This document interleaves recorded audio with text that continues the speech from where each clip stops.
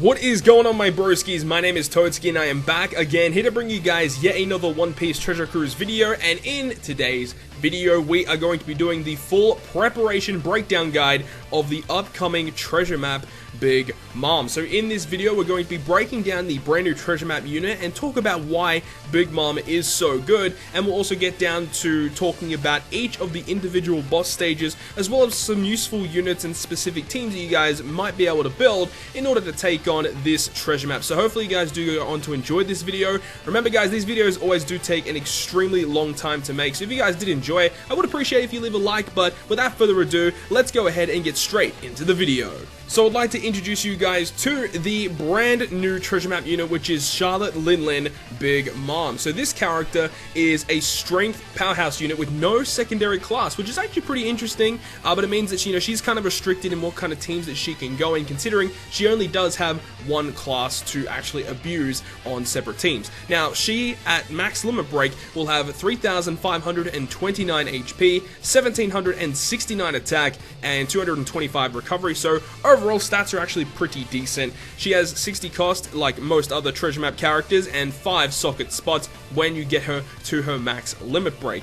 Now her captain effect is extremely crazy because people have been able to build some pretty crazy teams with this and be able to beat some of the most difficult pieces of content in the entire game.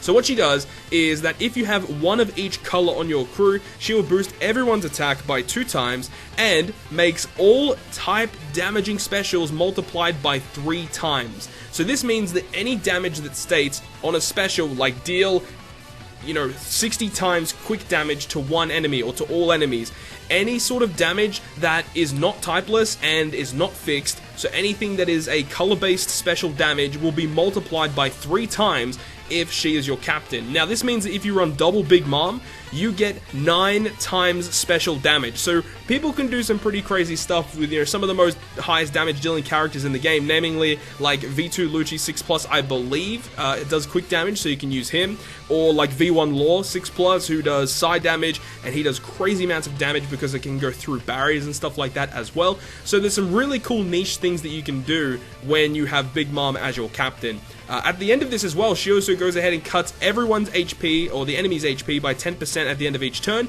and you recover 2 times her recovery at the end of each turn as well. So with double Big Mom, you're getting the double health cut and the double heal at the end. So this can be a pretty unique sort of team that you can build Big Mom with as your captain. She's not going to be one of those units that you'll be able to clear everything with really fast, but you can have some fun with this character because of the way that she works. Multiplying special damage by 3 times is so freaking crazy.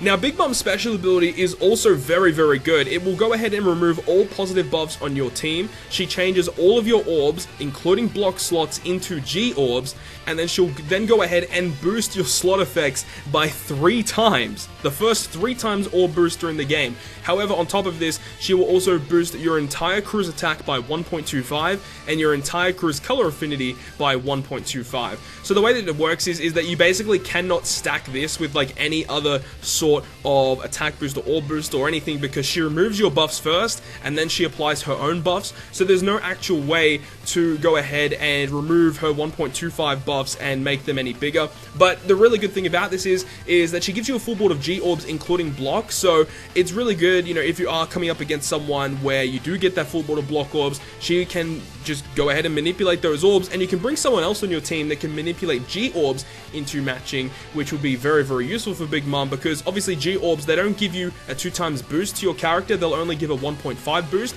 But even still, with a full board of G orbs and the amount of boost that she gives your team, you'll be able to do lots and lots of damage with this character. And the great thing about it is that it maxes at 12 turns with her limit break, so you'll be able to activate it reasonably quickly when you're running through a certain piece of content with Big Mom on your team. So I mentioned it briefly in my previous video talking about the lottery event that is going to be releasing with this treasure map Big Mom, with the fact that she's kind of like an invasion unit. They're calling it an intrusion sort of boss character, where she's not actually the final boss of the treasure map. You'll be able to encounter her as you are moving all the way across the board. She will randomly encounter you if you do pick up a certain treasure map spot in the actual run through of the treasure map.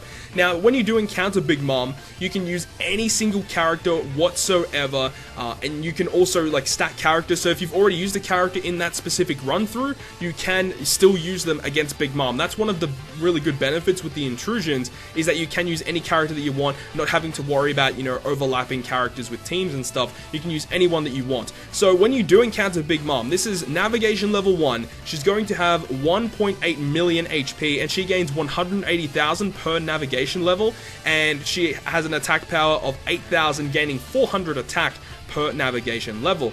Now, before you actually reach Big Mom, the thing about it is that it's only a 3-stage dungeon. On the first stage of the fight, Fighter and Cerebral characters will get -5 cooldown. So they want to try and, you know, get you to use Fighter and Cerebral characters so that you can use their cooldowns a lot quicker and, you know, get through the dungeon easier. On stage 2, you will get a full board of recovery orbs, and your crew will be poisoned for 600 poison points each, so that's going to be quite hefty on your crew. However, when you do finally reach Big Mom on stage 3 of the battle, she'll go ahead and reduce your chain for 9 turns. Now, as of me making this video, I am unsure as to how much she reduces the chain by, but bringing someone that is going to be a chain locker would make this fight a lot easier. On turn 2 of the fight, she's going to go ahead and special bind your entire crew for 3 turns. She has a debuff protector for 99 turns, and she applies the auto heal buff where she will recover 200,000 HP at the end of each turn. Now, when you do eventually kill Big Mom, she will actually recover with 30% of her HP, and she will go ahead and buff her own attack for 3 turns. She enrages, and she'll also apply a 5,000 damage threshold for 3 turns. So bringing someone to remove that threshold is going to make this fight much easier upon the revive.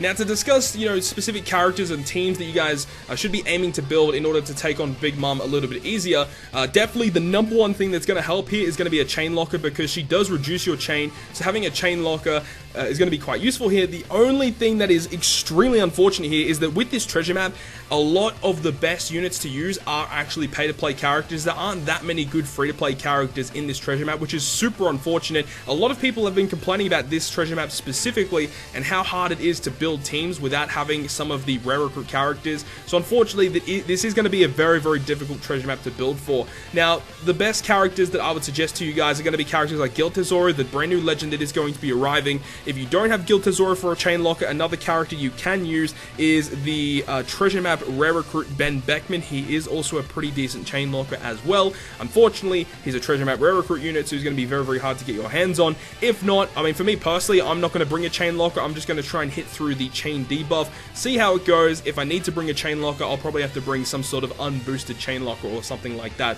But on top of this as well, a damage threshold remover is going to be very, very key here, because upon reviving, she does have a 3-turn damage limiter, so having someone to remove the threshold slash limiter is going to be quite key. So Raid Zora is amazing for that, and as well, he actually applies a color affinity boost as well, and Chobro from the Gear 4 Nami batch also removes damage limiter and applies a chain boost and beneficial orbs and stuff. So definitely those 2 units, I would highly suggest bringing those units specifically to take on Big Mom. Moving on to the next boss. Now, this is actually the very first boss that you guys will be encountering on the Battle Rush. So Big Mom is the Intrusion, and here is the first boss in the Battle Rush. So here we have Pudding. So Pudding is a Psy character. She has 320,000 HP at navigation level 1, and she gained 32,000 health per nav level, and she starts off at 4,800 attack, gaining 240 attack per navigation level. Her preemptive attack, very simple, will just summon 5 fodder characters. Now, I'm not too certain how much HP they have. I would assume they wouldn't have anything more than 100,000 on navigation level 1. And the thing is that at the end of each turn, it basically checks to see how many fodder characters are missing, and all of these different effects you can see here will be applied if there are characters missing. So if there's a character missing, she's going to slot seal, she'll also bind 2 characters for 10 turns, and also will boost the enemy's attack as well for 10 turns. So typically what you want to be doing here is killing Pudding on the first turn, and then once Pudding is dealt with, you can go ahead and start dealing with the surrounding mob characters, because you won't get any other negative beneficial effects. In my opinion, I do believe that Pudding is the easiest of all of the Battle Rush bosses within this treasure map. Point is that you can bring your treasure map Jack and use his special, which does 2 million damage to Pudding, or you can do it to 1 enemy, and the fact is it does more damage depending on how many enemies are on the enemy side of the field. So the fact that there are 6 enemies on the field, you can use your treasure map Jack special to deal 2 million damage to Pudding, And then if you have your double Jack, that's 2 million plus 2 million, giving you 4 million damage to Pudding herself. And the fact is, when you calc it, Pudding like doesn't even have 4 million HP up until like navigation level nearly 120.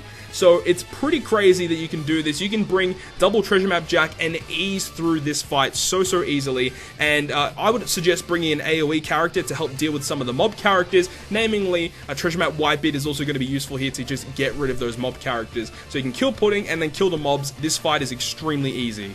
The next Battle Rush boss is going to be Pedro. So Pedro is a quick character, and he has 520,000 HP, and he gains 52,000 per nav level, and 5,600 attack, and gains 280 attack per navigation level. Now, his preemptive attack will go ahead and despair both your captains for 5 turns, and then he'll also go ahead and rewind the specials of your captains for 2 turns, and he will make all of your orbs become strength orbs. Now, there are going to be a couple different, or just a strategy that I would suggest to you guys. We'll talk about that in a little bit. Now, at the end of the second turn, Pedro will go ahead and reduce your health by 80%. He enrages for 99 turns, which gives him an additional 1.5 times attack, and he also has a delay protector for 99 turns. So ideally, you want to kill him before the end of that second turn, so it'll make this fight a lot easier. Now, he does have a special interrupt. Whenever you activate some sort of slot manipulation to change those strength orbs that he gives you, he will change them back into strength orbs. So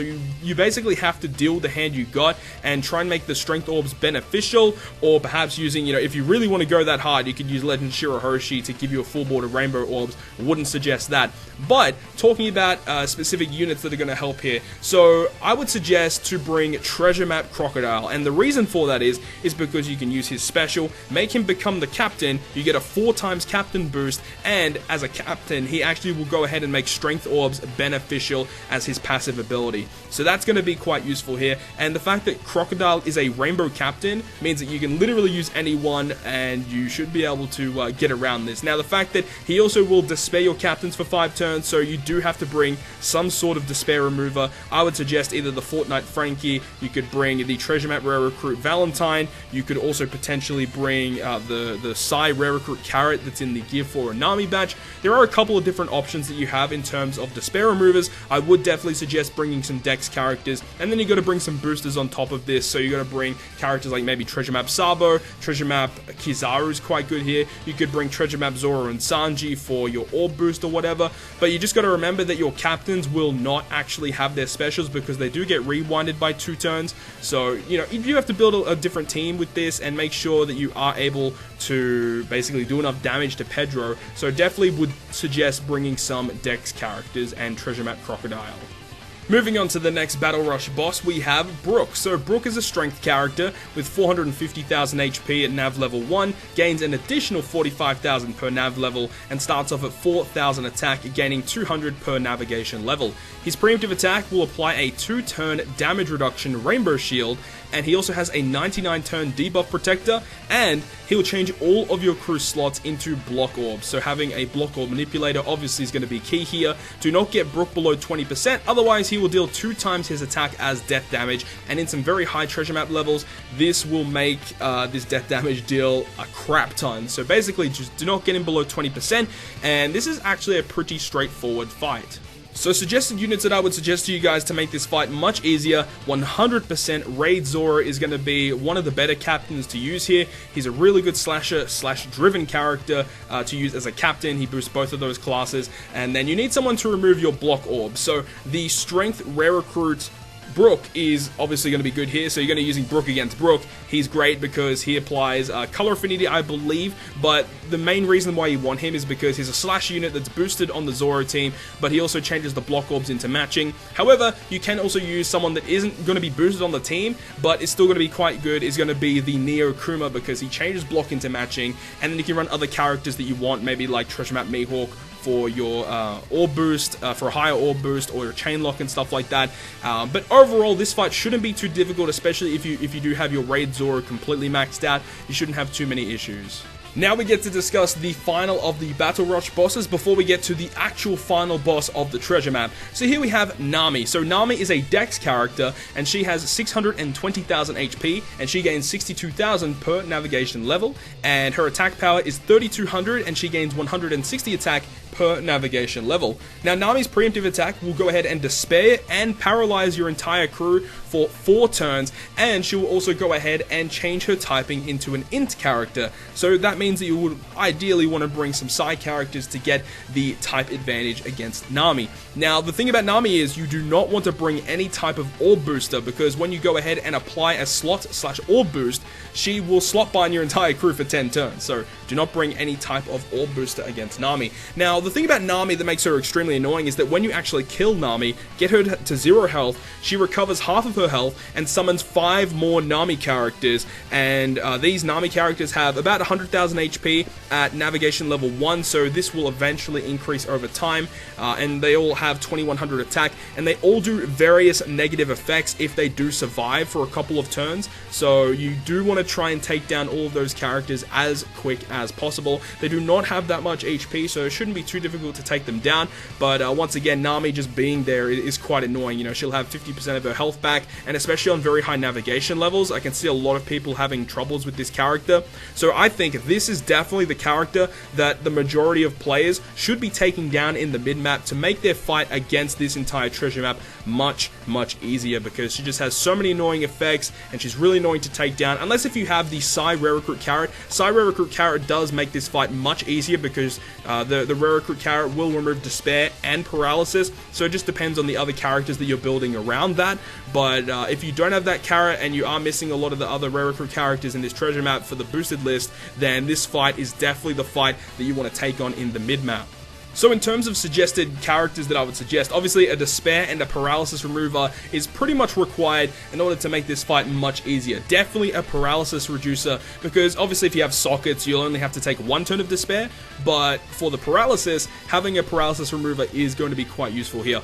Also, you do not want to bring any slot boosters, so you got to bring some attack boosters, perhaps conditional boosters will be quite good here as well. Color Affinity, if you really want to do that as well, are all very good boosts to use against Nami, because she actually does not have a debuff protector at all, so you can use delay conditional, you can use defense down conditional, just whatever you really want to do against this Nami. And then after the revive, having someone that deals AoE damage is going to be quite useful here, so that's why the Gear 4, the new Gear 4 Legend is really nice here, because he's a Rainbow Captain. You can use anyone you want. You just chuck on the Carrot and the Chopper because of their conditional boost together, and then also Gear 4 is also a type booster, and because you have 2 Gear 4s on the revive, you can get mass AoE damage, killing off the Namis and stuff like that. So that's why Gear 4 is the most suggested team for this, along with the Carrot and the Chobro character. But obviously other characters you could use the Dex treasure map Rare Recruit Miss Valentine, because she reduces HP of the enemy as well as reducing the paralysis. And you also have the treasure map Rare Recruit Ivankov, who is also a type booster and also is a paralysis reducer. So any of those 3 characters I would suggest to bring along to this fight. And now we've finally made it to the final boss of the treasure map. Here is the final boss, being Sanji. So on stage 6, the prior final stage, we have Sanji here. Now Sanji has 420,000 HP, and he gains 42,000 per navigation level, and he has 3,200 attack, gaining 160 attack per nav level. His preemptive will give himself a 3-turn attack up, which he gives him a 1.5 boost, and also he significantly increases his defense for 3 turns as well. So having a defense reducer for this specific stage is going to be nice. However, it is going to be quite annoying, because typically you want to be saving all of your specials for the final stage. This specific stage could cause a lot of problems, especially on high levels of treasure map. A lot of people could find this quite difficult. Now, under 20% health, this Sanji will blow away a random crew member, so do not get him below 20%, otherwise that will probably spell the end of your entire run. So we finally arrive at stage 7, the final stage against Sanji. Now Sanji has 1,000,000 health, and he gains 100,000 per nav level, and he has 4,600 attack, gaining 320 attack per nav level. His preemptive will give himself a 3-turn resilience buff, as well as drastically reducing your crew's attack for 2 turns, and he also has a full delay protector for 99 turns.